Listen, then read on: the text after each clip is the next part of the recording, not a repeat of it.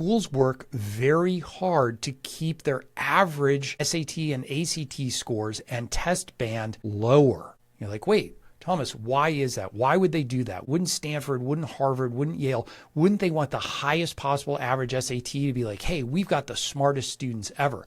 Well, here's the thing. The answer is no, they don't, because what that does is you scare off really talented, really interesting applicants. You might scare off those first-gen low-income students who don't have access to the materials and test prep and resources that wealthier students have. And so by kind of pushing that down, you open it up to a much broader range. Now, the reality is that that middle 50% band at the top schools is usually like 1520 to 1570. So there's only so far you can push it down.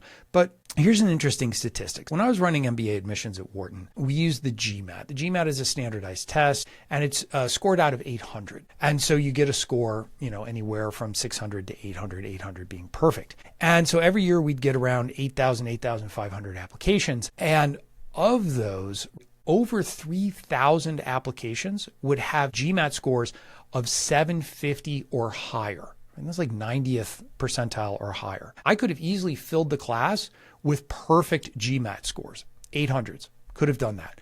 But it really discounts and disallows a lot of really interesting other students in there. So we kept an eye on our average GMAT because we didn't want to discourage students from applying. And the same goes for universities, graduate programs. Everybody is trying to manage the optics and manage the number.